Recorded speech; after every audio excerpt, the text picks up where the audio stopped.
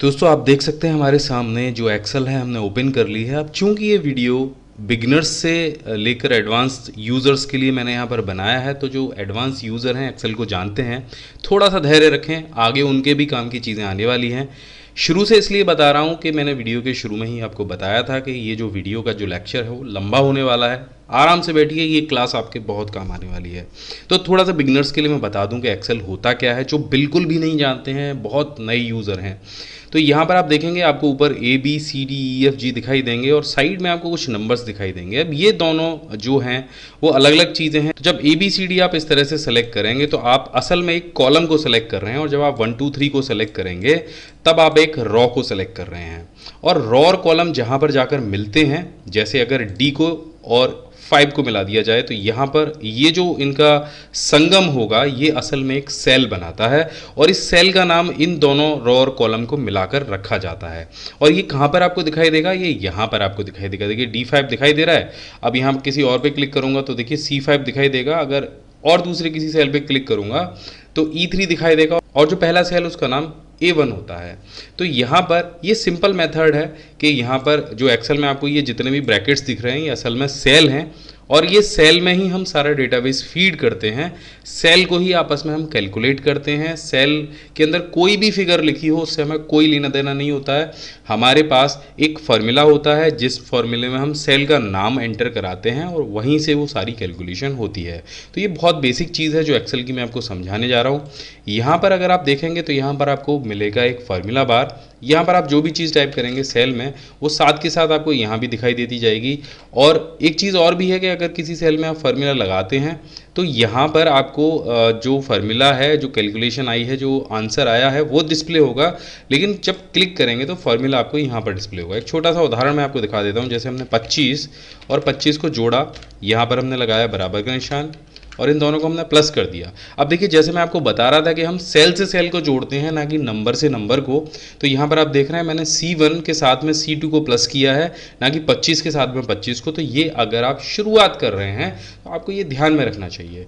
तो यहाँ पर आप देखेंगे मैंने फार्मूला लिख दिया है और वही फार्मूला आपको ऊपर दिखाई दे रहा है, लेकिन एंटर करते ही यहाँ पर आपको फिगर दिखाई देगी और यहाँ पर आपको फार्मूला दिखाई देगा। जैसा मैंने आपको बताया था कि जिन सेल्स में फार्मूला लगा होता है तो वहाँ पर हमें जो आंसर है वो दिखाई देता है, रिजल्ट दिखाई देता है, लेकिन उस रिजल्ट में फार्मूला कौन सा इस्तेमाल किया गया है वो यहाँ पर दिखाई देता है फार्मूला बार में। तो ये बहुत सिंपल है, ये आपको समझना चाहिए।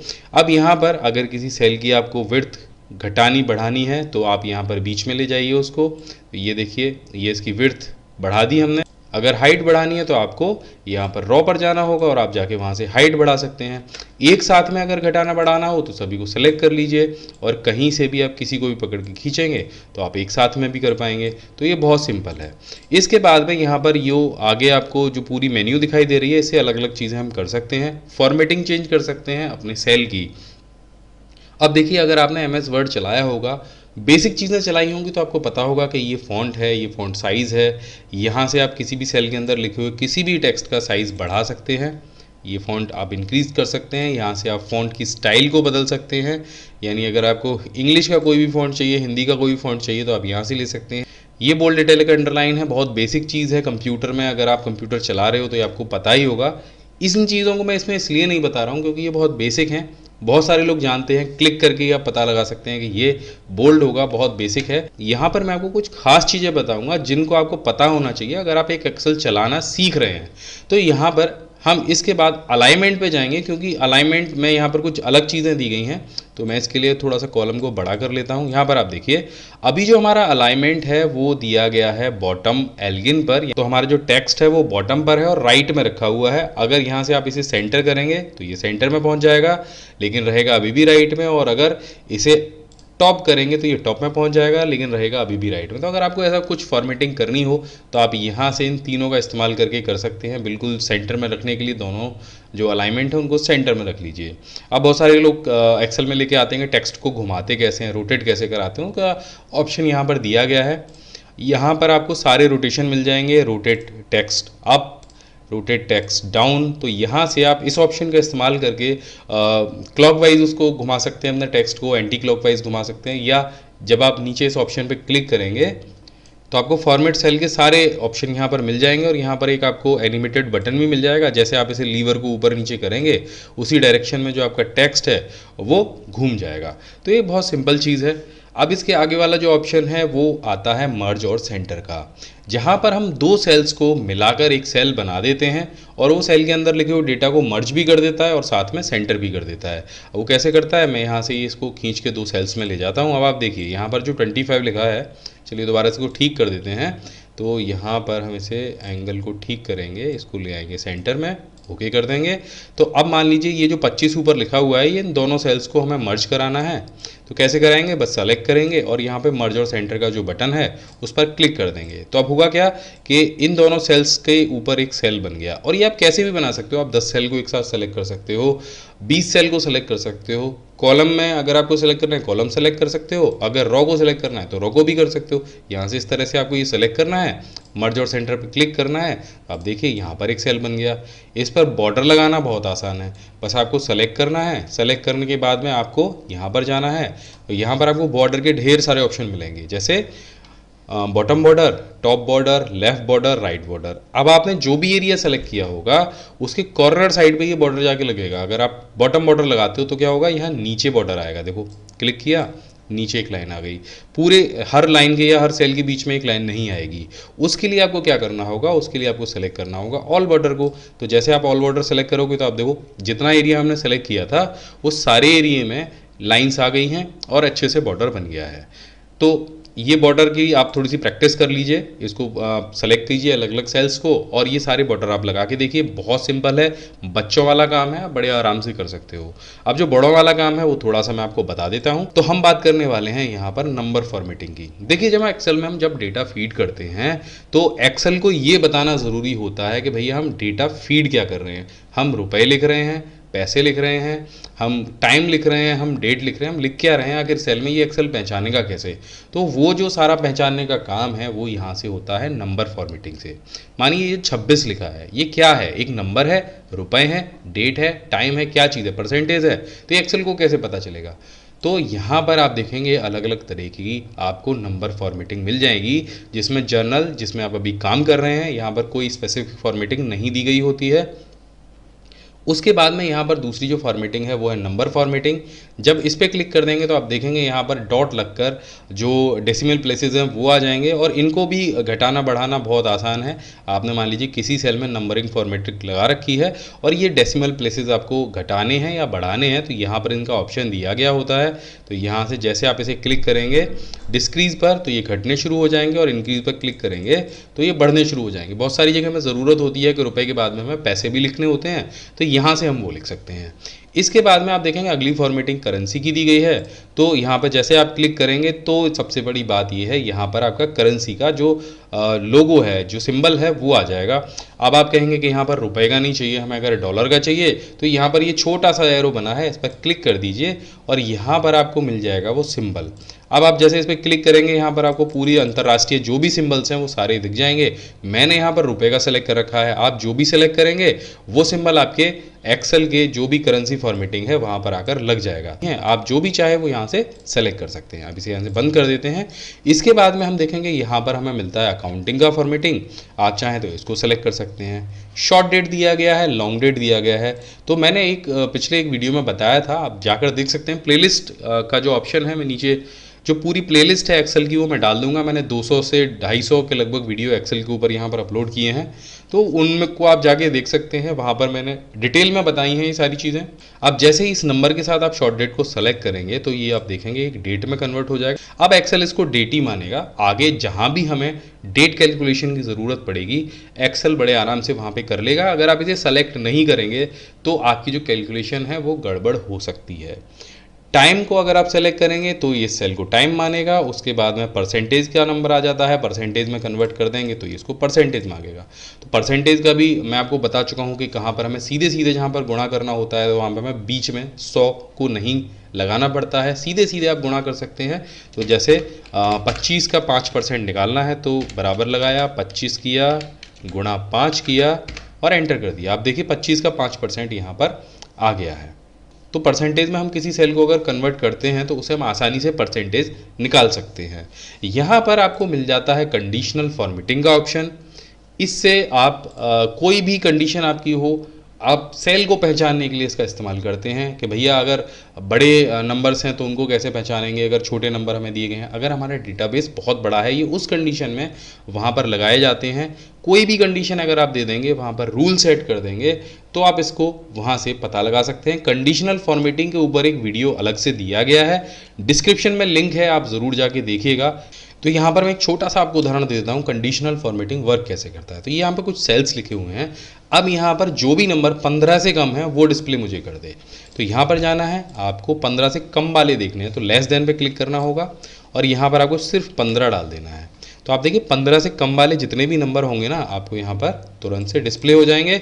और अगर और भी किसी नंबर में आप बदलाव करते हैं और जो 15 से कम होता है, जैसे यहाँ पर 13, तो वो भी आपको तुरंत डिस्प्ले हो जाएगा। तो एक्सेल का अगर बड़ा डेटाबेस आप बना रहे हैं तो इसका इस्तेमाल आपको ज़रूर करना है। इससे आप सारी चीज़ों को पता कर सकते हैं। अब देखिए मैं इसको यहाँ से हटा देता हूँ। अब आगे आपको कुछ और भी इंटरेस्टिंग चीज़ें मैं बताने वाला हूँ, आगे वीडियो ज़रूर देखते रहिए।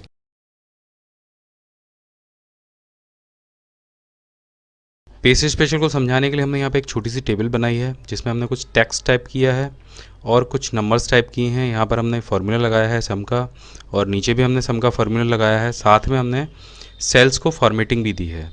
अब इस पर हम एक बॉर्डर और लगा देते हैं ताकि आप अच्छे से समझ जाएँ इसको। तो ये देखिए हमने काफ़ी सारी चीज़ें हमने इस टेबल में की हैं, और अब हम समझते हैं पेज स्पेशल होता क्या है। तो सबसे पहले हम इसको कॉपी कर लेते हैं।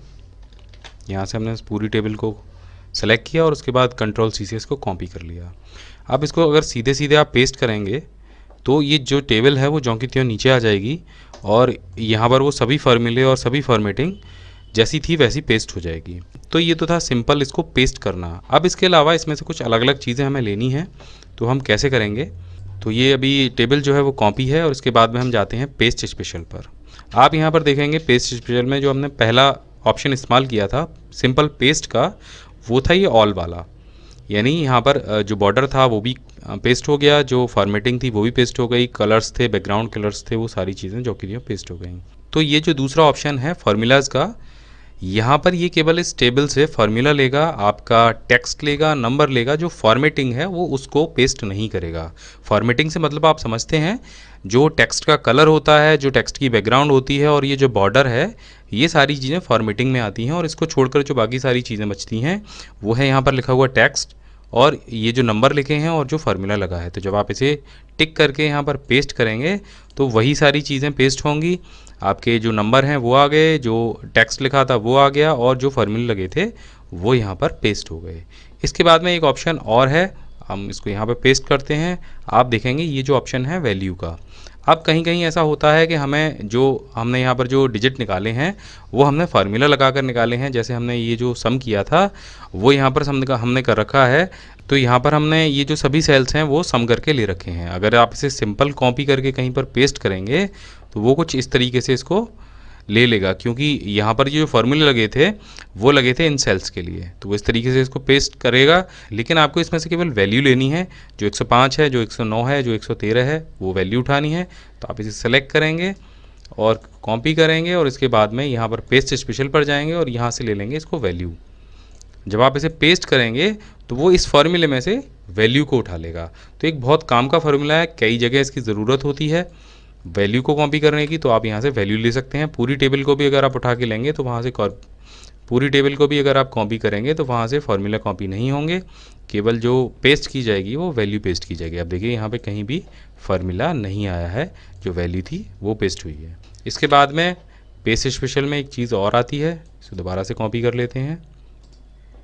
पेस्ट स्पेशल पर जाते हैं और यहाँ पर आप देखेंगे फॉर्मेट्स। अब फॉर्मेट्स क्या है उसको हम थोड़ा सा समझ लेते हैं। यहाँ पर हमने ये जो टेबल अभी पेस्ट की थी, जो इसके सेल हैं नीचे वाले, जो बैकग्राउंड है वो येलो कलर की है, जो टेक्स्ट है वो कहीं पर रेड है और कहीं पर ब्लैक है। अब हमें यही सेम फॉर्मेट यहाँ पर लेनी है, तो आपको सिंपल इसे कॉपी करना है।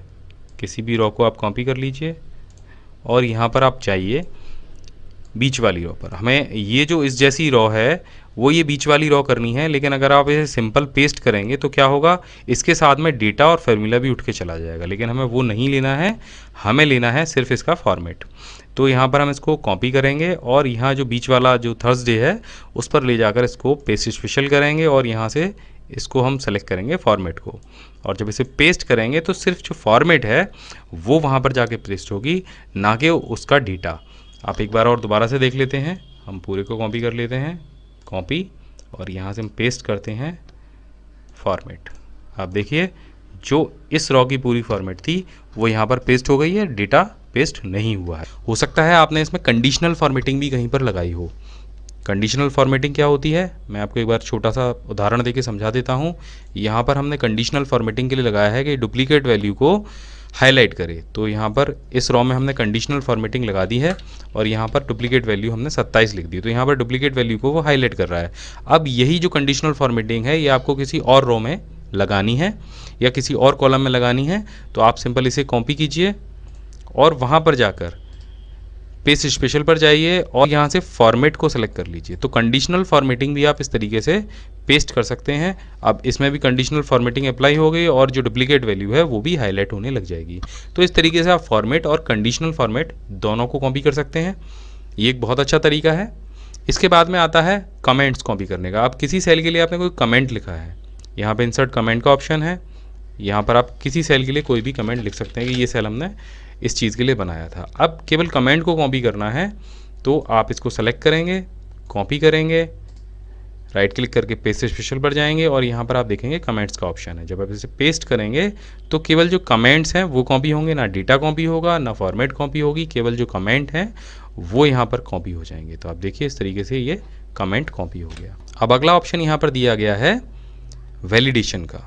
वैलिडेशन के बारे में हम आपको पहले बता चुके हैं कि डेटा वैलिडेशन में किसी भी रॉ के लिए आप डेटा वैलिडेशन लगा सकते हैं और एक दायरा फिक्स हो जाता है कि उससे बाहर कोई भी कुछ नहीं कर सकता। तो यहाँ पर हम छोटा सा एक डेटा वैलिडेशन लगा के देख लेते हैं। हम जाते हैं डाटा पर और यहाँ पर हम जाते हैं डाटा वैलिडेशन पर, एक क्राइटेरिया फिक्स कर देते हैं हम यहाँ पर कि जो होल नंबर है वो या तो 20 मिनिमम होगा और मैक्सिमम 30 होगा। अब मैक्सिमम और मिनिमम से अगर ऊपर जाता है, इसको सेटिंग में जाते हैं और एरर अलर्ट के लिए हम यहाँ पर टाइप कर देते हैं ये गलत है, इसे यहाँ से ओके कर देते हैं। और अब यहाँ पर आप कुछ भी टाइप करेंगे, यानी आप 20 से कम कोई अंक टाइप करेंगे तो ये आपको अलर्ट देगा, और 20 से ज़्यादा का कोई डिजिट टाइप करेंगे तो ये आपको अलर्ट देगा। आप देखिए ये गलत है लिखा हुआ आ रहा है, और इसी तरीके से आप 19 यहाँ पर टाइप करेंगे तो भी यहाँ पर आपको एरर दिखाई देगा। हमने ब्लैंक के लिए एरर नहीं लगाया है तो आप डिलीट कर देंगे तो यहाँ पर एरर नहीं आएगा। अब इस वैलिडेशन को आप किसी और सेल में पेस्ट करना चाहते हैं तो आप कर सकते हैं, आपको बार बार डेटा वैलिडेशन नहीं लगाना होगा। इसको यहाँ से पेस्ट स्पेशल कीजिए, वैलिडेशन पर जाइए और ओके कर दीजिए। अब यहाँ पर भी वही वैलिडेशन अप्लाई हो गया है। आप यहाँ पर 31 लिखेंगे तो यहाँ पर वो एरर आने लग जाएगा। तो इस तरीके से आप डेटा वैलिडेशन को भी कॉपी और पेस्ट कर सकते हैं। अगर मैं ये कहूँ कि बिना किसी फॉर्मूले के आप घटा सकते हैं, जोड़ सकते हैं, मल्टीप्लाई कर सकते हैं, डिवाइड कर सकते हैं, तो वो फार्मूला है पेस्ट स्पेशल। जी हाँ, बिना कोई फार्मूला टाइप किए आप यहाँ पर काफ़ी सारी चीज़ें कर सकते हैं। तो हम यहाँ पर एक छोटा सा नंबर हम लिख लेते हैं, हमने यहाँ पर 2 टाइप कर लिया है। यहाँ से ये जो सारे नंबर्स लिखे हुए हैं हम चाहते हैं कि उनमें ये जो 2 नंबर है ये ऐड हो जाए। तो पेस्ट स्पेशल से इसे ऐड कैसे करते हैं, यहाँ से इसे कॉपी कर लीजिए, सिंपल यहाँ पर जाकर से पेस्ट स्पेशल कीजिए और यहाँ पर आपको नीचे दिखाई देंगे कुछ 4 ऑप्शन। आप ऐड पर अगर क्लिक करेंगे तो ये जो 2 है, आप देखिए 25 और 2 को जोड़ना है तो आप ऐड पर क्लिक कर दीजिए और इसे ओके कर दीजिए। आप देखेंगे 25 में वो जो 2 लिखा हुआ था वो जुड़ गया है। इसी तरीके से अगर आप इसको मल्टीप्लाई करना चाहते हैं तो पेस्ट स्पेशल कीजिए और यहाँ से आप देखेंगे आपको मल्टीप्लाई का भी ऑप्शन दिखाई देगा। ये जो रॉ है पूरी और यहाँ जो नंबर लिखे हुए हैं आप इन्हें 2 से मल्टीप्लाई करना चाहते हैं तो सिंपल मल्टीप्लाई को सेलेक्ट कीजिए और इसे ओके कर दीजिए। आप देखेंगे ये जो रॉ थी वो इससे मल्टीप्लाई हो गई है, लेकिन इसके लिए आपको कॉपी करना होगा, ये ध्यान रखिएगा आप। दोबारा से हम एक बार कॉपी करके दिखा देते हैं। हम इस डेटा को कॉपी कर लेते हैं, एक बार कॉपी, और यहाँ पर हम दोबारा से इसको थोड़ा सा अंडू कर लेंगे, यहाँ पर 2 ले आएंगे और इसके बाद फिर से इसको पेस्ट करके देखेंगे, पेस्ट स्पेशल, और यहाँ पर हम इसको करेंगे अब डिवाइड। तो यहाँ पर इसको डिवाइड का ऑप्शन को सिलेक्ट करेंगे आप और ये आप देखेंगे कि जो ये जो रॉ है वो 2 से डिवाइड हो गई है। अगर क्विकली आपको कोई गुणा भाग करना है तो आप पेस्ट स्पेशल का इस्तेमाल कर सकते हैं। इसके बाद एक ऑप्शन और आता है कि ये जो संडे मंडे हैं ये ऊपर से लेके नीचे तक लिखे हुए हैं, यानी ये कॉलम में लिखे हुए हैं। आपको अचानक से ये रो में लिखना हो, यानी यहाँ ये ना लिख के आपको इसको ऊपर पेस्ट करना हो, तो आप क्या करेंगे, आप इसको यहाँ से कॉपी करेंगे और इसके ऊपर जाएंगे, यहाँ पर पेस्ट स्पेशल करेंगे और यहाँ पर आप देखेंगे ट्रांसपोज का ऑप्शन आपको मिलेगा, इसको ओके कर दीजिए। आप देखेंगे जो संडे मंडे हैं वो आपके ऊपर वाले रो में आ गए हैं। अब एक ऑप्शन और मैं आपको पेस्ट स्पेशल का बता देता हूँ। कभी कभी ये जो टेबल है वो हमें दूसरी शीट पर ले जाने की ज़रूरत होती है, लेकिन वहाँ पर एक परेशानी हमें आती है। आप देखिए हमने यहाँ पर कुछ जो कॉलम विड्थ हैं उनको अपने हिसाब से सेट किया हुआ है, लेकिन जब इस टेबल को हम दूसरी शीट पर पेस्ट करते हैं तो होता क्या है, जो कॉलम विड्थ है वो बाय डिफ़ॉल्ट जो एक्सेल की तरफ से दी गई होती है वो सेट हो जाती है और फिर दोबारा से हमें इसे सेट करना होता है। लेकिन इसको करने का एक बहुत आसान तरीका है। इसको कॉपी कर लीजिए और इसको यहाँ पे पेस्ट कर दीजिए। जब आप इसे पेस्ट करेंगे तो आपको यहाँ पर जो कॉलम विड्थ एक्सेल की तरफ से दी गई है वो बाय डिफ़ॉल्ट मिल जाएगी। उसके बाद आप इसको दोबारा से कॉपी कीजिए और यहाँ पर इसको राइट क्लिक करके पेस्ट स्पेशल पर जाइए और ये कॉलम विड्थ जो यहाँ पर दिए गए हैं इसको सेलेक्ट करके इसे ओके कर दीजिए। आप देखेंगे जो कॉलम विड्थ आपकी इस टेबल की थी वो सेम आपकी दूसरी टेबल पर अपने आप आ गई है।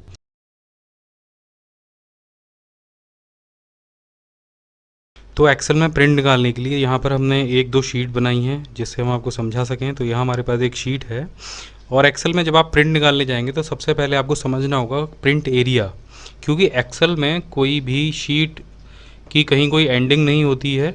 जब आप प्रीव्यू में देखेंगे तब आपको यहाँ पर पेज दिखाई देगा, लेकिन जब आप शीट पर देखेंगे तो आपको कोई भी एंडिंग दिखाई नहीं देगी। यहाँ पर आपको प्रिंट एरिया पहचानना होगा।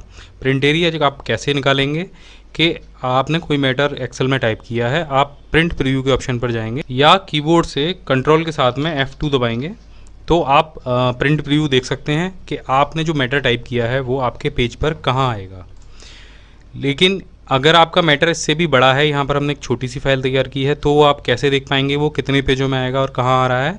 तो आपको यहाँ पर बीच में एक हल्की डॉटेड लाइन दिखाई दे रही होगी। यही लाइन एक्सेल की शीट पर आपके पेज को डिवाइड करती है, यानी कि इस बॉर्डर के अंदर हम इसको थोड़ा सा छोटा कर लेते हैं।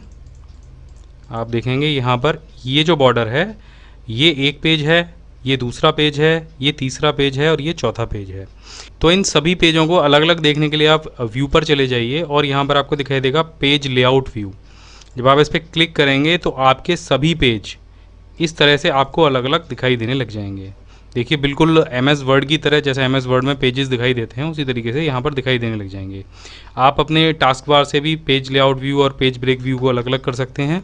पेज ब्रेक व्यू वो है कि जो मैटर टाइप किया है केवल उसी को यहाँ पर दिखाएगा कि वो एक पेज पर आ पाएगा कि नहीं। आप यहाँ पर देखेंगे ये पेज ब्रेक व्यू है। अगर ये मैटर 2 पेजेस में होता तो ये उसको अलग अलग करके दिखा देता। तो सबसे बेस्ट नॉर्मल शीट पे काम करना है। अगर आप नॉर्मल शीट पे काम करते हैं और प्रीव्यू चेक करके डॉटेड लाइन के हिसाब से ये चेक कर लेते हैं कि मेरा मैटर 1 पेज पर है या 2 पेज पर है, तो आपको यहाँ पर दिखा देगा। ये जो आपको डॉटेड लाइन दिखाई दे रही है, ये जो डॉटेड लाइन है ये इस समय जो पेज सेटअप में यहाँ पर जो पेज साइज़ लगा हुआ है वो लेटर साइज़ लगा हुआ है, वो आप यहाँ से इसको सेट कर सकते हैं। और जैसे ही आप इसे A4 करेंगे तो ये डॉटेड लाइन थोड़ी सी ऊपर खिसक जाएगी। अब यहाँ पर देखिए इस समय ये हमको थोड़ा सा उदाहरण देके दिखा देते हैं कि आप यहाँ पर देखेंगे इस समय जो डॉटेड लाइन है वो 47 नंबर वाली सेल पर है। अभी हमने यहाँ से पेज साइज़ को चेंज किया और A4 लगा दिया तो आप देखेंगे वो 50 पर पहुँच गई। और अगर हम इसे लीगल कर देंगे तो ये और नीचे खिसक जाएगी, यहाँ पर आ जाएगी 61 पर। तो इस तरीके से ये जो पेज पर डॉटेड लाइन है यानी कि जो आपका प्रिंट एरिया है वो घटता बढ़ता रहता है। अब यहाँ पर एक चीज़ और आप सोच लीजिए कि ये जो डॉटेड लाइन है ये मार्जिन को छोड़ने के बाद में है, यानी कि जब आप प्रिंट निकालेंगे तो जो मैटर है वो मार्जिन के साथ में ही निकलेगा। इस डॉटेड लाइन के अंदर जो भी मैटर होगा वो पूरा आपके पेज पर आ जाएगा। इसके अलावा मार्जिन भी इन्होंने जोड़ रखा है। तो ये तो तरीका था आपके प्रिंट एरिया को पहचानने का। अब प्रिंट एरिया आप अपने हिसाब से मैनुअली भी सेट कर सकते हैं। मैनुअली प्रिंट एरिया सेट करने के लिए आपको जितना भी आपने मैटर टाइप किया है और आप चाहते हैं कि उस मैटर के अलावा और कोई मैटर पेज से प्रिंट हो ना, यानी कि हम इस टेबल को कॉपी कर लेते हैं और कॉपी करके इसको 2 जगह पेस्ट कर लेते हैं। हमने इसको एक लाइन छोड़ के यहाँ पर पेस्ट किया तो ये मैटर यहाँ भी है और यहाँ भी है और ये दूसरे शीट पर भी जा रहा है। लेकिन हम चाहते हैं कि हमने जो पहली टेबल बनाई है वही केवल प्रिंट निकले, तो आप इसको सेलेक्ट कर लीजिए और आप जाएंगे यहाँ से पेज लेआउट ऑप्शन पर, और यहाँ पर आपको दिखाई देगा प्रिंट एरिया का ऑप्शन। प्रिंट एरिया में यहाँ पर सेट प्रिंट एरिया का ऑप्शन आएगा, और जैसे ही आप इस पर क्लिक करेंगे तो बाकी सारी जो डॉटेड लाइन है वो गायब हो जाएंगी, और आपके जो मैटर आपने सेलेक्ट किया था केवल उस पर एक डॉटेड लाइन आ जाएगी। इसका अर्थ ये है कि आप जब भी प्रिंट निकालेंगे तो केवल यही प्रिंट निकलेगा जो आपने अभी सेलेक्ट किया था, बाकी कुछ भी प्रिंट नहीं होगा। आप देखिए, अब इसको प्रीव्यू में भी देखेंगे तो केवल यही प्रिंट आएगा, और जो हमने और भी मैटर पेज पर लिया हुआ है, जो टेबल बनाई है, वो प्रिंट नहीं होगी। इसको हटाने के लिए आपको सिर्फ इतना करना है, प्रिंट एरिया पर जाना है और क्लियर प्रिंट एरिया कर देना है। और अगर इसी प्रिंट एरिया में आपको और भी चीज़ें जोड़नी है तो आपको सिंपल इतना करना है कि आपको दूसरी जगह को भी सेलेक्ट करना है और ऐड टू प्रिंट एरिया का ऑप्शन सेलेक्ट कर लेना है। इससे क्या होगा कि ये टेबल और ये टेबल प्रिंट होगी, ये दूसरे पेज पर आ गई देखिए अपने आप, और बाकी कुछ भी प्रिंट नहीं होगा। बाकी कुछ भी से मतलब ये है कि अभी हम इस पर और सेल और कॉलम बना देते हैं। यहाँ पर देखिए, अब हमने सभी जगह बॉर्डर बना दिया, लेकिन आप देखेंगे कि प्रिंट में केवल यही 2 टेबल आएंगी। अगर ये प्रिंट एरिया हम हटा देते हैं तो यहाँ से जो पूरे हमने जो टेबल बना रखी है वो पूरी आपको दिखाई देने लग जाएगी। तो ये तरीका है प्रिंट एरिया को सिलेक्ट करने का। प्रिंट एरिया सेलेक्ट करने से आप केवल 2 कॉलम्स का भी प्रिंट निकाल सकते हैं। देखिए, यहाँ पर हमने सेट प्रिंट एरिया कर दिया और केवल 2 कॉलम का भी आप प्रिंट निकाल सकते हैं। अब बात करें कि हमारी टेबल काफ़ी बड़ी है और ये हमें केवल एक ही पेज पे निकालनी है, यानी ये दोनों जो टेबल हैं ये हमारे पेज से बाहर जा रहा है, ये जो मैटर है ये पेज से बाहर जा रहा है, लेकिन ये हमें एक ही पेज पर प्रिंट करना है कैसे भी करके। तो बहुत सारे यूज़र क्या करते हैं कि इसको टेबल को छोटा करने लगते हैं, साइज़ को छोटा बड़ा करके उसको एक पेज पे एडजस्ट करते हैं, लेकिन अगर कॉलम और भी ज़्यादा हो तो परेशानी हो जाएगी। तो इसके लिए एक सबसे बेस्ट आइडिया है कि आप पेज प्रीव्यू पर जाइए, पेज सेटअप पर क्लिक कीजिए और यहाँ पर आपको एक ऑप्शन दिखाई देगा स्केलिंग का। स्केलिंग में आपको सिर्फ इतना करना है कि ये जो फिट टू वाला ऑप्शन है इसको सेलेक्ट करना है। तो जब फिट टू आप सेलेक्ट करेंगे तो दोनों में आपको 1 और 1 भर देना है, यानी कि टेल और वाइड में आपको 1 भर देना है। तो इससे क्या होगा कि आपका जो पूरा मैटर है वो सिकुड़कर अपने आप एक ही पेज पर आ जाएगा। आप देखिए, कितना भी लंबा चौड़ा आपका मैटर हो वो एक पेज पर अपने आप सेट हो जाएगा। आपको कोई कॉलम खिसकाने की ज़रूरत नहीं है, वो जो फॉन्ट साइज़ है, जो टेबल है, वो अपने आप एडजस्ट होकर आपके एक सिंगल पेज पर आ जाएगी। तो एक बहुत कामयाब ऑप्शन है। आप इससे आपका जो मैटर है वो चाहे शीट के बाहर हो चाहे शीट के अंदर हो, अगर आपको एक ही शीट पर आपको प्रिंट करना है तो आप इस फिट टू ऑप्शन का इस्तेमाल करें। इससे आप एक ही शीट पर प्रिंट कर सकते हैं। वो इसे अपने आप एडजस्ट करके उसने 42% जो है एडजस्ट कर दिया, उसको आपका एक पेज पर आ गया। ये था आपका एक मैटर को शीट पर फिक्स करना। अब इसका पेज सेटअप समझ लेते हैं कि इसके पेज सेटअप में और कौन कौन से ऑप्शन होते हैं। तो जब आप प्रिंट पर जाएंगे तो आपको यहाँ पर कई सारे ऑप्शन दिखाई देंगे। यहाँ पर आएगा प्रिंट रेंज, पेज, फ्रॉम और टू। लेकिन यहाँ पे पेज तो है ही नहीं, तो हम पेज निकालेंगे कैसे कि हमें कौन से पेज का प्रिंट निकालना है, कौन से का नहीं। तो ये जो पेज लेआउट व्यू है वो इसी काम के लिए है कि ये आपके मैटर को बता देगा कि आपका मैटर एक पेज पर है या 2 पेज पर है। तो अभी फ़िलहाल हमने इसको श्रिंक कर रखा है, यानी 42% हम इसको लेस कर रखा है। अब इसे हम 100% कर लेते हैं। तो यहाँ से हमारा मैटर 100% हो गया। अब हम इसको देखते हैं पेज लेआउट व्यू में जाके। तो आप यहाँ पर देखेंगे ये पेज नंबर 2 है और ये पेज नंबर 1 है। जब आप इसको क्लिक करेंगे पेज पर तो आपको यहाँ पर पेज नंबर अपने आप दिखाई देगा। ये देखिए, यहाँ पर क्लिक करने के बाद ये नहीं दिखा रहा है क्योंकि यहाँ कोई मैटर नहीं है। जिन पेजेस पे मैटर है वहाँ पर पेज 1 और पेज 2 लिखा हुआ आ रहा है। हम यहाँ पर आप नीचे देख सकते हैं, जो आपका टास्क बार है वहाँ पर आपको पेज नंबर वो दिखाएगा। तो अब मान लीजिए कि हमको पेज नंबर 2 का प्रिंट निकालना है। इसको थोड़ा सा हम जूम इन कर लेते हैं। तो हमें पेज नंबर 2 का प्रिंट निकालना है, यानी कि इस वाली शीट का। तो आपको सिर्फ पेज नंबर 2 टाइप वहाँ पर करना होगा। तो हम प्रिंट करते हैं इसको, और प्रिंट करने पर हम यहाँ पर पेज 2 फ्रॉम 2। तो क्या होगा कि केवल शीट नंबर 2 का प्रिंट आउट निकलेगा। शीट नंबर 2 से पहले का कोई प्रिंट आउट नहीं आएगा, सिर्फ शीट नंबर 2 का प्रिंट आउट आएगा। अगर आप ऑल पर क्लिक कर देंगे तो आपकी जो वर्कशीट है उस वर्कशीट का प्रिंट आउट आ जाएगा। लेकिन आपको एक चीज़ और भी ध्यान रखनी होगी कि यहाँ पर जो शीट आप सेलेक्ट कर रहे हैं वो एक्टिव शीट हो, यानी कि जिस पर आप काम कर रहे हैं, जो शीट खुली हुई है। इसके बाद यहाँ पर एक ऑप्शन और भी है सिलेक्शन का। अब ये सिलेक्शन का ऑप्शन भी बहुत अच्छा है। यहाँ पर आपको करना क्या है कि आप अभी हम दोबारा से नॉर्मल व्यू कर लेते हैं। यहाँ पर हमें निकालना है केवल इन सेल्स का प्रिंट आउट, यानी 17 से लेके 24 तक के जितने लोग हैं या 1 से लेके 7 तक के जितने लोग हैं, केवल इन सेल्स का प्रिंट आउट निकालना है। तो आप इन सेल्स को सिलेक्ट करेंगे, प्रिंट पर जाएंगे और यहाँ पर ऑल पर क्लिक करते हुए आप सिलेक्शन पर भी टिक लगा देंगे। इससे क्या होगा, केवल ये जो आपने सेल सेलेक्ट किए हैं इन्हीं का प्रिंट आउट निकलेगा। आप प्रीव्यू में देख सकते हैं यहाँ पर किसी और चीज़ का प्रिंट आउट नहीं आएगा। तो एक बार फिर से करके देख लेते हैं। यहाँ पर ऑल लगाएंगे प्रिंट रेंज में और यहाँ पर करेंगे सिलेक्शन। ठीक है, अब यहाँ पर जब आप सिलेक्शन कर देंगे तो केवल इन्हीं सेल्स का प्रिंट आउट निकाला जाएगा। इसके बाद यहाँ पर एक और ऑप्शन है एंटायर वर्कबुक। तो जब आप एंटायर वर्कबुक को सेलेक्ट कर लेंगे तो जो आपकी पूरी वर्कबुक है उसका प्रिंट आउट दे दिया जाएगा। यानी कि यहाँ पर वर्कबुक में आपको ये ध्यान रखना होगा कि जितनी भी शीट हैं, शीट नंबर 1 पर जो भी मैटर होगा, शीट नंबर 2 पर जो भी मैटर होगा, वो सभी प्रिंट आउट आ जाएगा। इसका एक बार हम प्रीव्यू देख लेते हैं। तो आप देखेंगे कि यहाँ पर कुल 9 पेजेस का प्रिंट आउट निकाला जाएगा। और 9 पेज किस तरीके से उन्होंने बनाए हैं, तो ये जो पहला हमारी शीट है, ये जो मैटर है वो हमारे पहली शीट पर टाइप है, और इसके बाद में ये जो मैटर है ये हमारी दूसरी शीट पर टाइप है। तो इस तरीके से ये क्या करेगा, जो ऑप्शन है यहाँ पर एंटायर वर्कबुक वाला, ये सभी शीटों के प्रिंट आउट आपको निकाल के दे देगा। अब जब आप प्रिंट निकाल लेंगे, ये सारी चीज़ें सेट कर लेंगे, तो आपको यहाँ पर एक ऑप्शन दिखाई देगा नंबर ऑफ़ कॉपीज़। तो नंबर ऑफ़ कॉपीज़ को आप यहाँ पर जानते ही हैं कि आप 1 2 3 4 करके कितनी भी कॉपीज़ दे सकते हैं, लेकिन इसके नीचे एक ऑप्शन है कॉलेट का। ये ऑप्शन क्या करता है, अगर आप इस पर टिक नहीं लगाते हैं तो क्या करेगा कि ये पहले पेज की आपने जितनी भी कॉपियाँ दी हैं, जैसे 3 हैं और हमारे पास पेज 2 हैं, तो पहले पेज की 3 कॉपियाँ निकालेगा, फिर उसके बाद दूसरे पेज की 3 कॉपियाँ। लेकिन अगर आप कॉलेट पर क्लिक कर देते हैं तो ये उनके सेट बना देगा। यानी अगर अगर आपकी शीट में 10 पेज हैं तो पहले 10 पेजों की कॉपियाँ निकालेगा एक बार, फिर दूसरी बार में 1 से लेकर 10 पेजों की कॉपियाँ निकालेगा, फिर तीसरी बार में 1 से लेकर 10 पेजों की कॉपियाँ निकालेगा। तो ये ऑप्शन अगर आप के पास अलग अलग तरह के पेज हैं और आप उनको एक सेट बनाना चाहते हैं उनका, तो इस ऑप्शन का आप इस्तेमाल करें ज़्यादा कॉपियाँ निकालने के लिए, क्योंकि बाद में भी आपको फिर सेट बनाने पड़ेंगे, तो ये अपने आप उनके सेट बना के आपको प्रिंट दे देगा। तो एक बेहतरीन ऑप्शन है।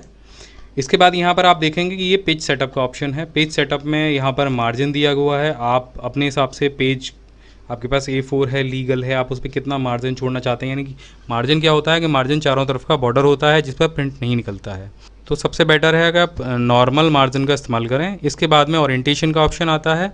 यहाँ पर पोर्ट्रेट और लैंडस्केप है। पोर्ट्रेट माने है खड़ा पेज और लैंडस्केप माने है आड़ा पेज। तो आप प्रिंटर में तो आप एक ही तरीके से पेज लगाते हैं, लेकिन यहाँ पर अगर आप इसको सेटअप कर लेंगे तो वो अपने आप इसको सेट कर लेगा। इसके बाद यहाँ पर ऑप्शन आता है साइज़ का। तो मार्केट में अभी केवल 2 साइज़ के पेज ज़्यादातर अवेलेबल होते हैं, A4 का और लीगल का।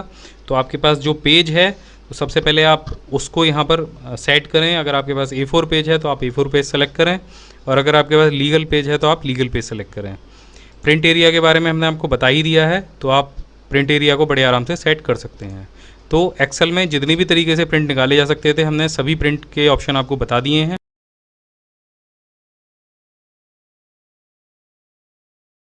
तो जैसा कि आप यहाँ पर देख रहे हैं, हमारे पास एक शीट है जिसमें कि कुछ स्टूडेंट्स के नाम हैं और उनके कुछ पेपर हुए हैं Word, Excel, PowerPoint, internet, Photoshop के। और इस शीट में हम आपको बताने वाले हैं एक्सेल के 8 मोस्ट यूज़फुल फॉर्मूले जो कि हमेशा प्रयोग में आते रहते हैं, जिसमें कि सम है, परसेंटेज है, सम इफ है, काउंट है, वी लुकअप है, एवरेज है, इफ़ है और काउंट इफ है। तो ये जो 8 फार्मूले हैं ये हम एक ही शीट में आपको लगाकर दिखाएंगे। सबसे पहला फार्मूला है सम का। तो सम आप 2 तरीके से कर सकते हैं। पहला ऑप्शन है यहाँ पर ऑटो सम का। इस बटन पर आप क्लिक कीजिए तो ये ऑलरेडी आपके सारे सेल्स को सेलेक्ट कर लेगा जो भी आपके वर्टिकली या हॉरिजॉन्टली होंगे, लेकिन ऑटो सम में भी आप मैनुअली सेलेक्ट कर सकते हैं। तो इस तरीके से आप मैनुअली सेलेक्ट कर लीजिए, क्योंकि ये जो टोटल वाला कॉलम है ये हमें इसमें नहीं लेना है। यहाँ पर आप मैनुअली सेलेक्ट करेंगे और एंटर करेंगे। एक तरीका तो ये हो गया सम करने का। अब दूसरा तरीका है, आप बराबर का निशान लगाइए, सम टाइप कीजिए, ब्रैकेट लगाइए और सबसे पहले वाले सेल का नाम लिखिए। तो ये जो सेल है इसका नाम है B5। तो यहाँ पर B5 टाइप कर दीजिए, कॉलन लगाइए और जो लास्ट सेल है उसका नाम टाइप कर दीजिए। तो ये है F5, ब्रैकेट बंद कीजिए और एंटर कर दीजिए। तो ये 2 तरीके से सम हो गया। तीसरा तरीका है, आप मैनुअली भी सेल को सेलेक्ट कर सकते हैं। तो बस इक्वल टू का निशान लगाइए और सेल को सेलेक्ट करते जाइए, प्लस दबाइए, फिर सेल को सेलेक्ट कीजिए, फिर प्लस दबाइए। यहाँ पर आप कोई भी सेल बीच से छोड़ सकते हैं तो मानिए अगर हमको चौथा सेल यहाँ पर छोड़ देना है तो आप उसे छोड़ दीजिए, 5वें को सेलेक्ट कर लीजिए और 6वें को सेलेक्ट कीजिए। यहाँ से आप एंटर करेंगे तो जो बीच वाला सेल था उसको छोड़ के बाकी सारे सेल्स का सम हो जाएगा। इसके बाद बात करते हैं एक्सेल में प्रतिशत कैसे निकालते हैं। तो यहाँ पर देखेंगे हमारे पास जो ग्रांड टोटल है, ग्रांड टोटल में से हमें जो टोटल नंबर मिले हैं सभी सब्जेक्ट्स में वो यहाँ पर आ गए हैं। तो अब इसका प्रतिशत हम कैसे निकालेंगे। तो प्रतिशत निकालने के लिए जैसे हम कॉपी पर निकालते हैं वही तरीका हम यहाँ पर अपनाएंगे। तो सबसे पहले लगाएंगे हम बराबर का निशान। अब जो अंक हमें प्राप्त हुए हैं उस सेल को सिलेक्ट कर लेंगे और स्टार बटन से हम लगाएंगे यहाँ पर गुणा का निशान। इसके बाद यहाँ से 100 से इसे गुणा करेंगे और उसके बाद हम लगाएंगे ऑब्लिक और उसके बाद जो हमारा टोटल है उसको सेलेक्ट कर लेंगे और एंटर करेंगे। तो आप देखेंगे यहाँ पर प्रतिशत निकल के आ जाएगा। लेकिन दूसरा तरीका भी है प्रतिशत निकालने का। आप जाएंगे नंबरिंग फॉर्मेट पर और ये जो सेल है इसको प्रतिशत में कन्वर्ट करेंगे। तो यहाँ से हमने ये सेल प्रतिशत में कन्वर्ट कर लिया। आप देखेंगे ऊपर परसेंटेज लिखा हुआ आ गया है। अब हमें ज़्यादा कुछ नहीं करना है, बराबर का निशान लगाना है, जो नंबर है हमारे उनको सेलेक्ट करना है, इसको भाग देना है यानी डिवाइड करना है 600 से। सिंपल इतना करना है, हमें 100 से गुणा नहीं करना है और एंटर कर देना है। तो यहाँ पर आप देखेंगे जो ऊपर वाला सेल था वहाँ पे प्रतिशत का आइकन नहीं आया था, लेकिन इस सेल में चूंकि हमने इसे कन्वर्ट कर दिया था परसेंटेज में तो यहाँ पर प्रतिशत का आइकन आ गया है। अब इसको पकड़ के आप नीचे तक खींच दीजिए तो ये सभी एग्जाम्स के जो परसेंटेज हैं वो यहाँ पर आ जाएंगे। तो इसके बाद है सम इफ। अब आप यहाँ पर देख रहे होंगे मोहित जो नाम है वो 2 जगह दिया गया है और अगर हम चाहते हैं कि इसमें जितनी भी जगह मोहित नाम दिया गया हो उनका सम केवल यहाँ पर आए, ना कि अकेले मोहित का। तो हम सिंपल लगाएंगे बराबर का निशान, टाइप करेंगे सम इफ, ब्रैकेट ओपन करेंगे और रेंज के लिए उन सेल्स को सेलेक्ट करेंगे जिनमें नाम लिखे हुए हैं, कॉमा लगाएंगे। अब ये पूछेगा हमसे क्राइटेरिया, तो क्राइटेरिया के लिए हम मोहित को सेलेक्ट कर लेंगे या फिर डबल कोट में मोहित का नाम टाइप कर देंगे। उसके बाद डबल कोट बंद करेंगे, कॉमा लगाएंगे और उसके बाद यहाँ पर ये हमें दे रहा है सम रेंज। तो सम रेंज के लिए आप किसी भी एक अगर पेपर को सेलेक्ट करना चाहें तो वो कर सकते हैं या फिर टोटल नंबर्स को भी आप यहाँ से सेलेक्ट कर सकते हैं। ये आपके ऊपर डिपेंड करता है कि आप फोटोशॉप के नंबर निकालना चाहते हैं या इंटरनेट के नंबर निकालना चाहते हैं। तो हम यहाँ पर जो टोटल सम है उसको सेलेक्ट कर लेते हैं, उसके बाद ब्रैकेट को बंद करते हैं और एंटर कर देते हैं। तो आप देखेंगे कि मोहित के जो अंक हैं टोटल दोनों मोहित के वो काउंट होके यहाँ पे आ गए हैं। अगर आप कोई शॉप चलाते हैं और वहाँ पर आप डेली का सेल रजिस्टर तैयार करते हैं, कौन सी चीज़ कितनी सेल हो गई, तो उसके लिए आप सम इफ का यूज़ कर सकते हैं। इसके बाद जो फार्मूला है वो है काउंट। काउंट फार्मूला क्या करता है, काउंट फार्मूला आपके सिलेक्शन एरिया में से जितने भी नंबर्स टाइप हुए हैं उनको काउंट करके आपको यहाँ पे दिखाता है। तो इसके लिए आप लगाएंगे बराबर निशान, टाइप करेंगे काउंट और ब्रैकेट ओपन करेंगे और जो सामने वाली सीरीज़ है उसको सेलेक्ट कर लेंगे कुछ इस तरीके से, ब्रैकेट बंद करेंगे और एंटर कर देंगे। तो यहाँ पर जो अभी हमें आंसर मिला है वो है 6, लेकिन हमने जो सेल सेलेक्ट किए थे वो 7 किए थे। अब यहाँ पर 7 क्यों नहीं आया, वो इस वजह से नहीं आया है क्योंकि जो 7वां सेल है वहाँ पे टेक्स्ट लिखा हुआ है, नंबर नहीं लिखे हुए हैं। इसके अलावा आप किसी भी सेल्स में से अगर कोई नंबर हटा देते हैं तो आप देखेंगे यहाँ पर जो काउंट है वो 5 हो जाएगा। तो ये उन सेल्स को हमें बताता है केवल जिन सेल्स में नंबर लिखे हुए हैं। अब यहाँ पर दोबारा कोई भी नंबर अगर आप लिख देंगे तो यहाँ पर आप देखेंगे काउंटिंग जो है वो बदल जाएगी। इसके बाद फार्मूला आता है वी लुकअप का। तो वी लुकअप फार्मूला क्या करता है, ये वर्टिकली क्राइटेरिया के हिसाब से किसी भी वैल्यू को आपको फाइंड करके देता है। कैसे देता है ये हम देख लेते हैं। यहाँ पर लगाते हैं बराबर का निशान, टाइप करते हैं वी लुकअप। तो यहाँ पर आप देखें वी लुकअप आ जाएगा, इसे डबल क्लिक कर दीजिए। यहाँ पर ही हमसे पूछ रहा है लुकअप वैल्यू। तो लुकअप वैल्यू में आप क्या देंगे, आप यहाँ पर डबल कोट में कोई भी एक नाम टाइप कर देंगे। हम जैसे टाइप कर देते हैं राम और यहाँ दोबारा से डबल कोट लगा देंगे। अब यहाँ इसके बाद टेबल अरे का ऑप्शन है, तो टेबल अरे में भी पूरी टेबल सेलेक्ट कर लेंगे और इसके बाद लगाएंगे कॉमा। अब ये हमसे पूछेगा इंडेक्स कॉलम नंबर, तो हमें राम के इंटरनेट के अंक पता करने हैं और जो कॉलम इंडेक्स नंबर होगा आप पहले से काउंट करेंगे जहाँ से आपने इस टेबल को सेलेक्ट किया है। तो कॉलम इंडेक्स नंबर हमने अभी डाल रखे हैं, यहाँ पे 5 है, यहाँ पर लिख देंगे 5, लगाएंगे कॉमा और उसके बाद तो वहाँ पर हम टाइप कर देंगे 0 क्योंकि हमें एग्जैक्ट मैच चाहिए और ब्रैकेट को बंद करके इसे एंटर करेंगे। तो आप देखेंगे यहाँ से राम ने इंटरनेट में 32 अंक प्राप्त किए हैं।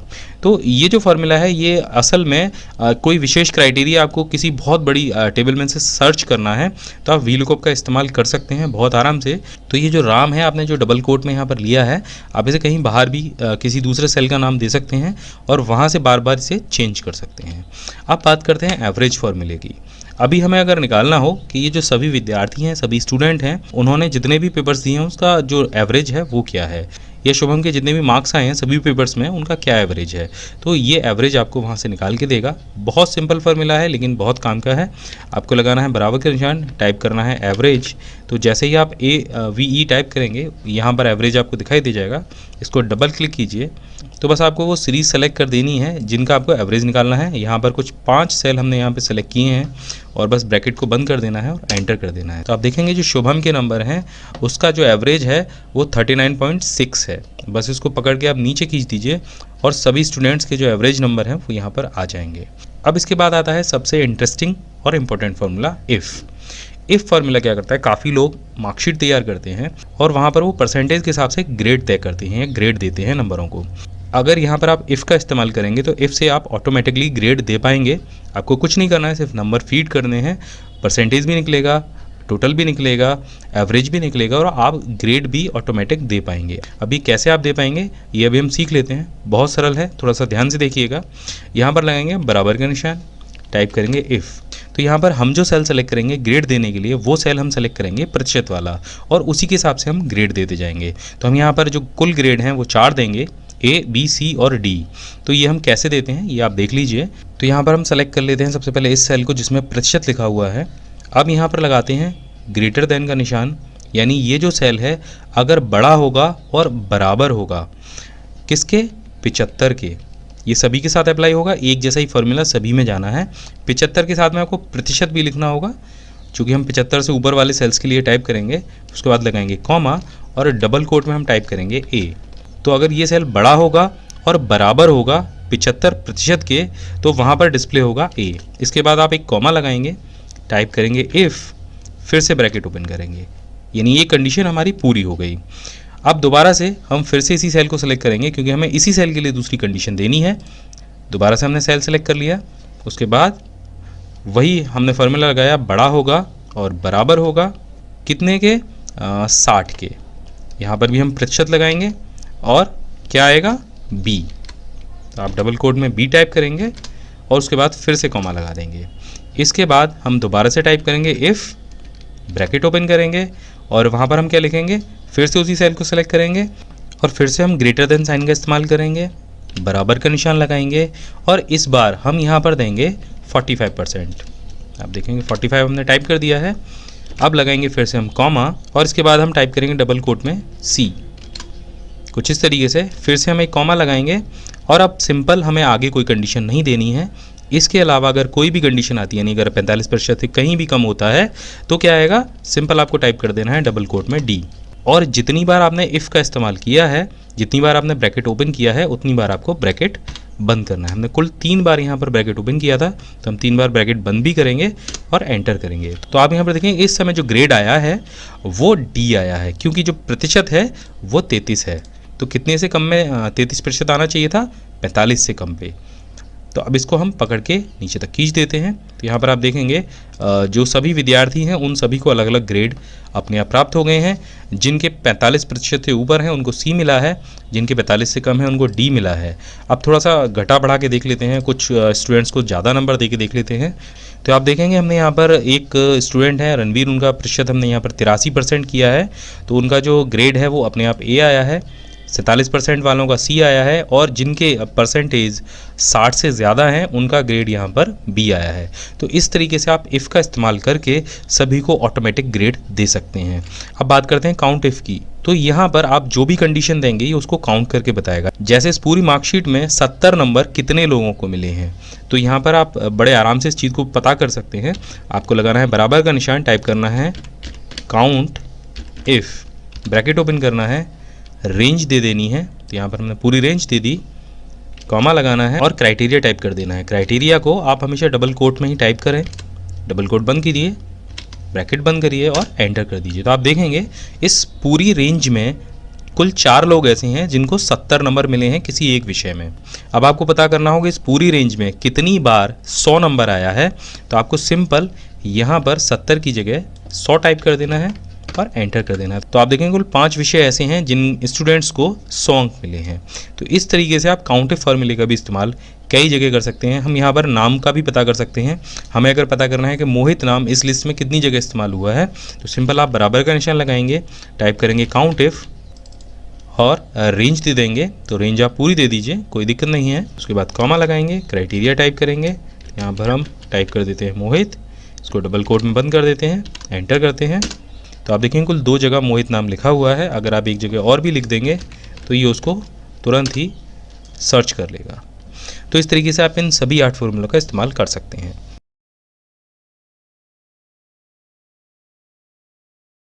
वर्ड और एक्सेल में मैक्रो रिकॉर्ड करने के लिए आपको रिबन में डेवलपर टैब को अनेबल करना होगा, और इसको अनेबल करने के लिए आपको जाना होगा ऑफिस बटन पर, और यहाँ पर जाना होगा आपको एक्सेल ऑप्शन में। यहाँ पर जो पॉपुलर टैब है वहाँ पर आपको show develop tab in the ribbon का ऑप्शन दिखाई दे जाएगा। इस पर टिक लगा दीजिए और इसे ओके कर दीजिए। आप जैसे इसे ओके करेंगे वैसे ही यहाँ रिबन में आपको डेवलपर टैब शो होने लग जाएगा। यहाँ पर सबसे पहले आपको विजुअल बेसिक और उसके बाद मैक्रोस का ऑप्शन दिखाई देगा।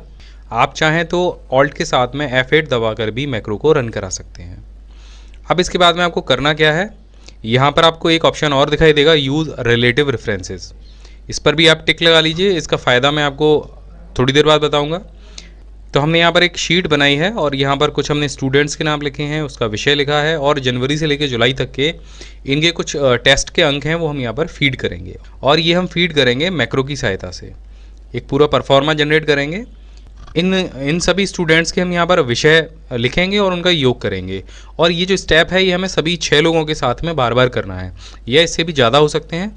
तो इसके लिए हम मैक्रो का इस्तेमाल करने वाले हैं। तो सबसे पहले हम जो पहला स्टूडेंट है उसके सेल को सेलेक्ट कर लेते हैं, पहले वाले को, और यहाँ से रिकॉर्ड मैक्रो के बटन को क्लिक करते हैं। जब आप ये रिकॉर्ड मैक्रो का बटन क्लिक करेंगे तो अगर आपने पहले मैक्रो बना रखे हैं तो ऑलरेडी वो 5वां नंबर यहाँ पे आपको दे देगा कि आप इसी नाम को कंटिन्यू चलने दें, तो आप इसे ओके कर दीजिए। अगर आप कुछ और नाम देना चाहते हैं तो वो यहाँ से आप इसको बदल सकते हैं।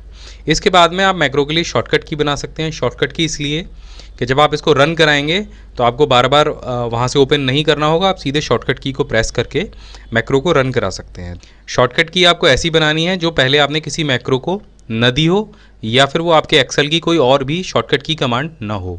कंट्रोल के साथ में हम शिफ्ट को प्रेस करते हैं और एन का बटन और प्रेस कर लेते हैं, तो एक शॉर्टकट की बन गई ऑल्ट शिफ्ट प्लस एन। तो ये शॉर्टकट की हम जब भी दबाएंगे तो जो मैक्रो 5 है वो रन होने लग जाएगा। इसे ओके कर दीजिए। तो अब आपका मैक्रो जो है वो रिकॉर्ड होने लग गया है। अब बस आपको करना ये है कि एरो की से आपको नीचे वाले सेल में आना है, और इसके बाद में आपको यहाँ से 5 रॉ इंसर्ट करानी है। तो इस तरीके से रॉ इंसर्ट करा दीजिए। इसके बाद में यहाँ पर विषय टाइप कर लीजिए।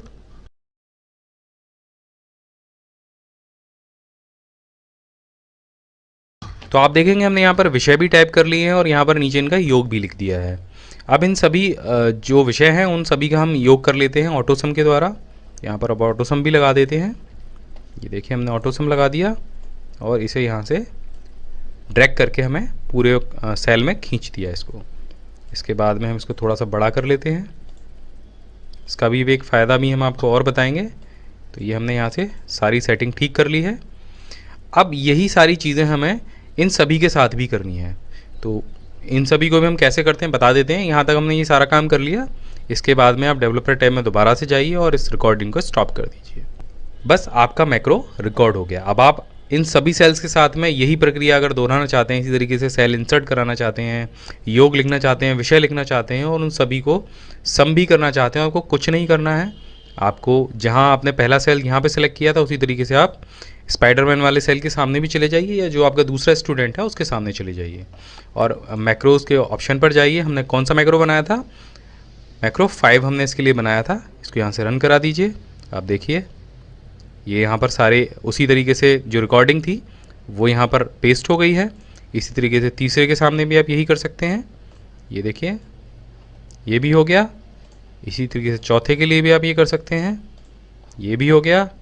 5वें के लिए भी आप यही कर सकते हैं, यहाँ ये भी हो गया। और अगर आप चाहते हैं कि आपको बार बार मैक्रोस न खोलना पड़े तो आप शॉर्टकट की का इस्तेमाल कीजिए। हमने यहाँ पर शॉर्टकट की बनाई थी कंट्रोल और शिफ्ट के साथ में एन, तो आप वो भी यहाँ पर रन करा सकते हैं। इसी तरीके से आप बार बार मैक्रो को रन करा सकते हैं। आप देखिए यहाँ पर कितनी भी बार आप इस चीज़ को रन करा सकते हैं, ये बार बार उसी तरीके से काम करेगा। अब यहाँ पर आपके लिए उदाहरण के लिए एक टेबल मैंने और बनाई है। आप देखेंगे यहाँ पर वही स्टूडेंट हैं, उनके हमने विषय भी टाइप कर रखे हैं, उनके नंबर भी हमने यहाँ पर डाल रखे हैं, लेकिन यहाँ पर हमें हर सेल के नीचे, हर विषय के नीचे उनका योग भी हमें लिखना था, जो कि हमसे छूट गया है। अगर हम इसे मैनुअली करेंगे तो हम सभी विषय के नीचे यहाँ पर एक रॉ इंसर्ट कराएंगे, उसके बाद यहाँ पर योग टाइप करेंगे और उसके बाद यहाँ पर हम इन सभी को एक एक करके सम कराएंगे। तो ये मैनुअल प्रक्रिया हमें एक बार करनी है और उसके बाद में हम उसको रिकॉर्ड कर लेंगे और मैक्रो की सहायता से सभी पर इसको अप्लाई कर देंगे। तो सबसे पहले हम यहाँ पर रिकॉर्ड के ऑप्शन पर जाते हैं। आप देखिए यहाँ पर पहला आप ये सेल सेलेक्ट कर लीजिए। ये ध्यान रखिएगा आपको इसे स्टार्टिंग और एंडिंग पॉइंट बताना पड़ेगा। अगर आप इसे वो चीज़ नहीं बताएंगे तो ये आपके डेटा को उल्टा सीधा भी कर सकता है। तो हम यहाँ पर चले जाते हैं स्टार्टिंग पॉइंट पर। तो जो ये पहला स्टूडेंट है उसके लिए हमें सम करना है, तो रिकॉर्ड मैक्रो के ऑप्शन पर जाते हैं और यहाँ से इसको एक नाम दे देते हैं सम, और इसके लिए भी हम एक शॉर्टकट की जनरेट कर देते हैं। यहाँ पर हम शिफ्ट का बटन और प्रेस कर लेते हैं और इसे दबा देते हैं एल के साथ में, इसे ओके कर देते हैं। अब आप एरो की से नीचे जाएंगे और हमें एक जो रॉ है वो यहाँ इंसर्ट करानी है, तो आप रॉ को यहाँ पर इंसर्ट करा देंगे। उसके बाद यहाँ पर योग टाइप करेंगे और जो ऊपर वाले अंक हैं उनके लिए यहाँ पर ऑटो सम का ऑप्शन दबाएंगे। हमारे एक व्यूअर्स हैं, उन्होंने हमसे ये प्रश्न पूछा था कि अगर ऐसा हमें बार बार करना हो तो इसकी क्या कमांड है, तो आप मैक्रो लगाकर ये कर सकते हैं। तो यहाँ पर ये मैक्रो लग गया है। अब इसको यहाँ से स्टॉप कर दीजिए, यहाँ से ये मैक्रो स्टॉप हो गया। अब सभी के लिए हमें यही करना है, तो आपको सिंपल इतना करना होगा, या तो आप शॉर्टकट की का प्रयोग करें या फिर आप यहाँ से मैक्रोज की लिस्ट पर जाएं। तो ये सम वाला मैक्रो आपको यहाँ पर दिखाई देगा। एक बार हम यहाँ से भी रन करा के देख लेते हैं। ये देखिए इसके नीचे ये आ गया।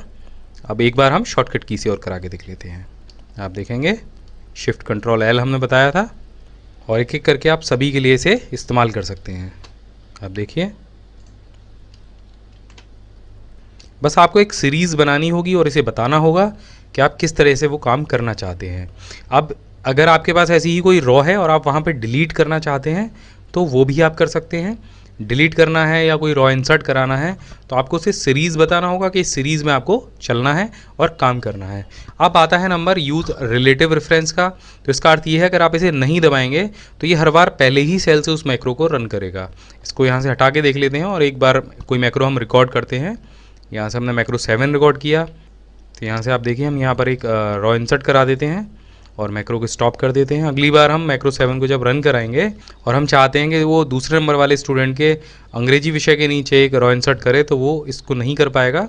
हम इसको एक बार रन करा के दिखा देते हैं आपको। हमने मैक्रो 7 यहाँ पर रिकॉर्ड किया था, तो आप देखेंगे वो पहले सेल से ही उसे मान रहा है। वो दूसरे वाले जो ऑप्शन था दूसरे वाले स्टूडेंट पर हम उसको ले जाना चाह रहे थे, वहाँ पर नहीं जा रहा है। तो इसलिए आपको यूज़ रिलेटिव रेफरेंस का ऑप्शन प्रेस करना होगा, अन्यथा वो पहले ही सेल से उसको लेगा। अगर A1 से शुरू कर रहा है तो वो A1 से ही उसको अप्लाई करेगा। अब आता है मैक्रो के लिए आप यहाँ पर बटन कैसे बनाएंगे। बटन बनाने के लिए आपको जाना होगा, ये जो टूल बॉक्स जैसा दिखाई दे रहा है यहाँ पर, और यहाँ पर आपको एक बटन का ऑप्शन दिखाई देगा, तो आप इस क्लिक कर दीजिए। कहीं भी इस बटन को क्रिएट कर लीजिए और यहाँ जैसे ही आप बटन क्रिएट करेंगे आपको सभी मैक्रोज़ की लिस्ट मिल जाएगी। तो हमें ये सम वाला मैक्रो जो है उसके लिए बटन बनाना है। आप इसे क्लिक करके ओके कर दीजिए, और अगली बार जब आप इस पर क्लिक करेंगे तो आप कर्सर यहाँ पर रख लीजिए। तो आप देखिए वो मैक्रो इस बटन को प्रेस करने से ही काम करने लग जाएगा। तो इस तरीके से आप अपने मैक्रो के लिए बटन भी बना सकते हैं।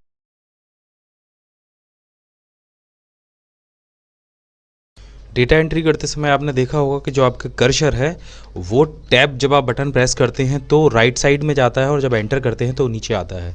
लेकिन बहुत सारे लोग ऐसे हैं जो कि एंटर करने के साथ में ये चाहते हैं कि उनका जो कर्सर है वो राइट साइड में जाए। तो इसको चेंज करने के लिए आपको सिंपल जाना है अपने ऑफिस बटन पर, एक्सेल ऑप्शन पर, और यहाँ पर आपको दिखाई देगा एडवांस टैब। यहाँ पर आपको एक ऑप्शन दिखाई देगा after pressing enter move selection. तो आप यहाँ पर राइट साइड को अगर सेलेक्ट करेंगे तो अब जब भी आप एंटर प्रेस करेंगे तो आपका जो कर्सर है वो हमेशा राइट साइड में जाएगा। तो एक बहुत यूज़फुल ऑप्शन है उन लोगों के लिए जो चाहते हैं कि एंटर करने के बाद में उनका जो कर्सर है वो राइट साइड में ही जाए। अब लेकिन यहाँ पर एक परेशानी है कि कर्सर राइट साइड में तो जाएगा, लेकिन जब डेटा आप एंटर करते जाएंगे तो वो फिर आपको अगर वापस से नीचे लेके आना है तो वहाँ पर आपको माउस से क्लिक करनी होगी। अब बात करते हैं दूसरे ऑप्शन की। यहाँ पर बहुत लोग ये चाहते हैं कि उनका जो डेटा है वो एंटर करते जाएं और एक सिलेक्शन एरिया हो, एक एरिया ऐसा हो केवल वो उसी एरिया में डेटा को एंटर करें। तो ऐसा आप सेलेक्ट करके भी कर सकते हैं। अगर हम चाहते हैं कि हम ये जो सिलेक्शन एरिया है इसी में डेटा को एंटर करें, तो आप सिंपल इसको सेलेक्ट कर लीजिए, और सेलेक्ट करने के बाद में बस आपको डेटा फीड करते जाना है, और आप वहाँ से आगे कहीं जाएंगे नहीं। आप एंटर का इस्तेमाल करते रहिए और डेटा फीड करते रहिए। देखिए हम किस तरीके से यहाँ पे एंटर का इस्तेमाल करने से मैं डेटा को फीड करता जा रहा हूँ, और यहाँ पर मैंने कहीं भी कोई टैब का इस्तेमाल नहीं किया है। आपको करना ये है, आपको उन सेल्स को सेलेक्ट करना है जिस सेल्स के बीच में आपको डेटा एंटर करना है, और डेटा एंटर करने के लिए आप सिंपल पहले सेल को सेलेक्ट कीजिए और डेटा फीड करते जाइए। ऐसा करने के लिए आपको कहीं भी इधर उधर जाने की ज़रूरत नहीं पड़ेगी, और आप केवल उस सिलेक्शन एरिया के बीच में ही अपने डेटा को एंटर कर पाएंगे। तो यहाँ पर देखिए हमने एक परफॉर्मा बनाया है, एक यहाँ पर रिजल्ट शीट है, आपका कैसा भी परफॉर्मा हो सकता है। और हम ये चाहते हैं कि जो हम डेटा एंटर करें और उसके बाद में अगर एंटर करें या टैब दबाएं तो जो हमारा सिलेक्शन है वो अपने अगले सेल में अपने आप जंप करके चला जाए। जैसे अगर हम नाम एंटर करें और एंटर करें तो उसके बाद में पिता के नाम पर चला जाए, और उसके बाद में उम्र पर आए, उसके बाद पते पर आए, फिर ऑटोमेटिकली वो गणित पर जाए, अंग्रेजी पर जाए, हिंदी पर जाए। तो ये कैसे होगा, ये करने के लिए आपको सिंपल अपने कीबोर्ड से कंट्रोल का बटन दबाना है और एक एक करके उन सेल्स को सेलेक्ट करना है जिनमें आप अपने कर्सर को ले जाना चाहते हैं। तो यहाँ पर देखिए हमने यहाँ पर एक एक करके सभी सेल्स को सेलेक्ट कर लिया है ऊपर से, और लास्ट में आपको जाना है नाम वाले सेल पर जहाँ से आप शुरू करना चाहते हैं। तो देखिए मैंने नाम से ही शुरू किया था और नाम पर ही मैं इसको एंड कर रहा हूँ। अब यहाँ पर आपको जाना है नेम बॉक्स में, और यहाँ पर आपको टाइप कर देना है कोई भी नाम। तो जैसे मैं यहाँ पर टाइप कर देता हूँ नेम, और इसको एंटर कर देता हूँ। अब तो ये क्या होगा, ये जो सिलेक्शन है ये नेम के नाम से यहाँ पर सेव हो जाएगा। अगली बार आप कहीं भी क्लिक कीजिए तो देखिए पहले मैं आपको नॉर्मली डेटा एंटर करके दिखा देता हूँ। यहाँ पर हमने नॉर्मली डेटा एंटर किया, और अभी यहाँ पर हम टैब का इस्तेमाल नहीं कर रहे हैं, हम एंटर का इस्तेमाल कर रहे हैं। इसके बाद हम आपको इस जो अभी हमने सिलेक्शन किया था उसमें डेटा एंटर करके दिखाते हैं। यहाँ से हम इसे सेलेक्ट कर लेते हैं नेम को, और इसके बाद आप देखिए यहाँ पे हमने टाइप किया नाम, फिर हमने एंटर किया, और ये जो एंटर है ये आपको नंबर कीपैड वाला इस्तेमाल करना है। इसके बाद आपने टाइप किया पिता का नाम, इसके बाद एंटर, उम्र, उसके बाद पता लिख दीजिए। यहाँ पर फिर गणित के नंबर, अंग्रेजी के नंबर, हिंदी के, इतिहास, ये देखिए। तो ये जो डेटा एंटर होगा ये केवल उन्हीं सेल्स में होगा जिनमें आप चाहें। तो ये जो डेटा एंट्री करने के 3 तरीके मैंने आपको बताए हैं, ये आपके बहुत काम आएंगे। तो इन तरीक़ों से आप बड़ी तेज़ी से अपने किसी भी शीट में आराम से डेटा एंटर कर पाएंगे।